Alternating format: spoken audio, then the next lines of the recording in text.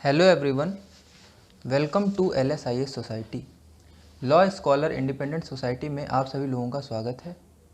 आज हिंदी की कक्षा के अंतर्गत हम लोग विलोम शब्द के बारे में जानेंगे कि विलोम शब्द किन्हें कहते हैं और उनका निर्माण किस प्रकार से होता है।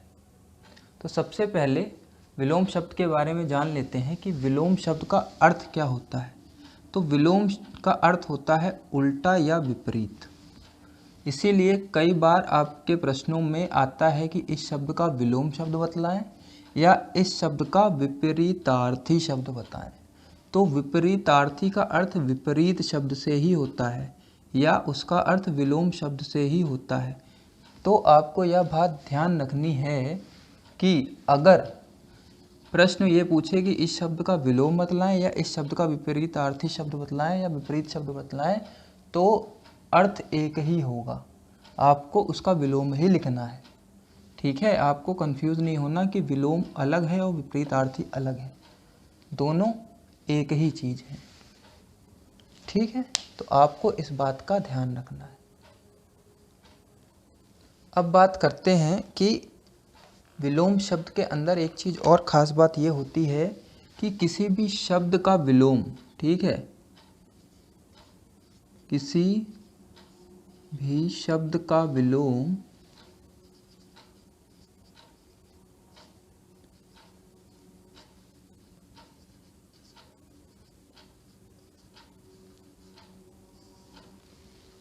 उसी व्याकरणिक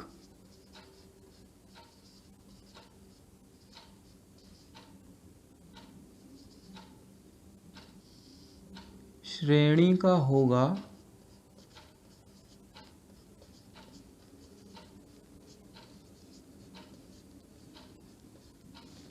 जैसा मूल शब्द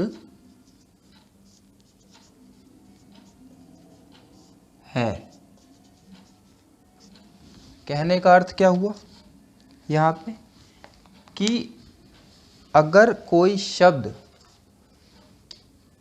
संज्ञा है, ठीक है, किसी भी मूल शब्द जो है हमारा संज्ञा है और उसका विलोम अगर हमको पता करना है तो संज्ञा का विलोम शब्द हमेशा संज्ञा ही रहेगा। ठीक है, अगर कोई शब्द सर्वनाम है, ठीक है, तो उसका जो विलोम होगा वो भी एक सर्वनाम ही होगा। कहने का अर्थ है किसी भी सर्वनाम का विलोम संज्ञा नहीं हो सकता, किसी भी संज्ञा का विलोम सर्वनाम नहीं हो सकता, किसी भी विशेषण का विलोम संज्ञा नहीं हो सकता। ठीक है, मतलब विशेषण का जो विलोम है वो एक विशेषण ही होगा। मतलब उसकी जो व्याकरणिक श्रेणी होगी जो वो उसके मूल शब्द के जैसे ही होगी। मतलब संज्ञा है तो विलोम भी संज्ञा ही होगा, विशेषण है तो उसका विलोम भी एक विशेषण ही होगा, सर्वनाम है तो उसका विलोम भी एक सर्वनाम ही होगा। इस बात का आपको खास ध्यान रखना है। ठीक है, अब बात करते हैं कि विलोम शब्द जो है हमारा उसका निर्माण किस प्रकार से हो सकता है। मतलब विलोम शब्द बनते किस प्रकार से हैं। ठीक है, किस प्रकार से विलोम शब्द की उत्पत्ति होती है या निर्माण होता है। तो विलोम शब्द को बनाने में जो सहायक होता है वो क्या होता है, उसके निर्माण में सहायक होता है उपसर्ग। ठीक है, इनसे जो है उपसर्ग से जो है विलोम शब्द का निर्माण होता है। तो विभिन्न प्रकार के उपसर्गों का प्रयोग करके विभिन्न प्रकार के विलोम शब्द बनाए जाते हैं। ये बात आपको ध्यान रखनी है। कुछ हम एग्जाम्पल्स देख लेते हैं, इनसे आपको क्लियर हो जाएगा कि किस प्रकार से उपसर्गों का वहाँ पे प्रयोग हुआ है और विलोम शब्द बने हैं। ठीक है, तो आपको उन विलोम शब्दों को याद भी रखना है और ये भी यहाँ ध्यान रखना है कि उपसर्ग कौन कौन से बने हैं। तो इसके लिए हम क्या करते हैं, सबसे पहले जैसे कि कुछ उपसर्ग होते हैं, जैसे आप नॉर्मली ले लो कोई कि अगर सत्य है, ठीक है, चलो सत्य ले लेते हैं, तो सत्य का विलोम क्या होता है, असत्य होता है। ठीक है, ये तो पता ही है। तो असत्य में जो आ है ये क्या है, ये एक उपसर्ग है। मतलब हमने सत्य में जब आ को जोड़ दिया, ठीक है, तभी तो असत्य बना। तो उपसर्ग की हमने सहायता ली इस मूल शब्द में। मूल शब्द सत्य था, उसमें उपसर्ग की सहायता ली। कौन सा उपसर्ग? आ उपसर्ग, ठीक है। तो आ उपसर्ग की सहायता से जो शब्द हमारा बना वो क्या बन गया? असत्य, जो कि सत्य का विलोम। बात समझ में आ रही है? तो ये चीज़ आपको ध्यान में रखनी है कि विभिन्न प्रकार के उपसर्गों का प्रयोग करके विभिन्न प्रकार के विलोम शब्दों का निर्माण होता है। तो हम देख लेते हैं कि कौन कौन से इस प्रकार के उपसर्ग हैं जिनसे विभिन्न प्रकार के विलोम शब्द बनते हैं। अब कुछ ऐसे उपसर्ग हैं, जैसे बात करें हम उपसर्गों में,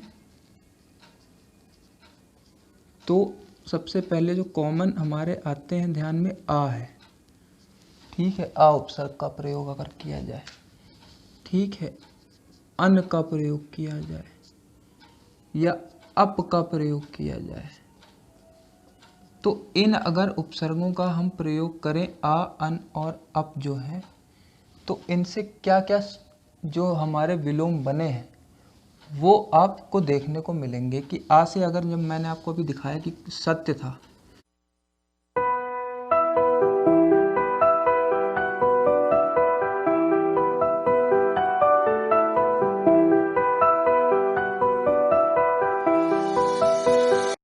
तो सत्य का जो विलोम है असत्य, उसमें किस उपसर्ग की सहायता हुई? आ की, ठीक है, तभी सत्य का असत्य बना, ठीक। और आप देखो सभ्य है, सभ्य का क्या होता है? असभ्य होता है। तो यहाँ भी आ उपसर्ग का उपयोग हुआ, ठीक। अब देखते हैं अन में।